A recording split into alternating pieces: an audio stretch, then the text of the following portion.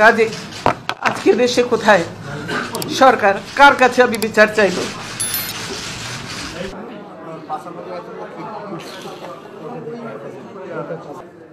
দীর্ঘদিনের সংসারের সব মালামাল রেখে আমাকে এক কাপড়ে বাড়ি থেকে বেরিয়ে আসতে হলো,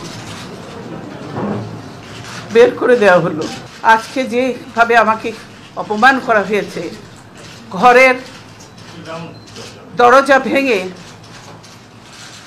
ভেঙে আমার বেডরুমের দরজা ভেঙে রীতিমাত্র ট্রেনিং হিচড়ে তারা বের করেছে এবং এমনভাবে বলছে যে পুরুষ মানুষ এমনভাবে বলছে যে জোর করে ওনাকে উঠিয়ে নিয়ে আসেন, জোর করে দরকার হলে ওনাকে কোলে উঠিয়ে নিয়ে আসেন।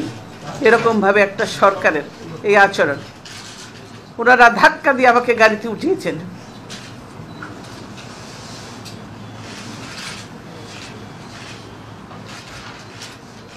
আমার পরিবারের সদস্যদের গায়ে হাত তুলতেও তারা দ্বিধাবোধ করেনি। আমি এর বিচারের ভার মহান আল্লাহ ও প্রিয় দেশবাসীর উপর ছেড়ে দিলাম। আমি দেশবাসীর নিরাপত্তার জন্য মহান আল্লাহর দরবারে দোয়া করছি। আপনারা সকলেই আমার জন্য দোয়া করবেন।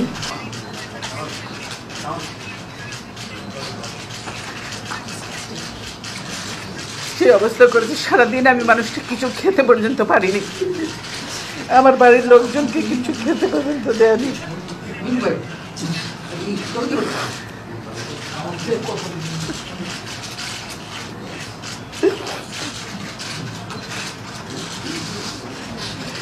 অথচ তারা মিথ্যা কথা বলছে যে আমি নিজে বাড়ি ছেড়ে বেরিয়ে এসেছি। এটা সম্পূর্ণ মিথ্যা কথা, বানোয়াট কথা।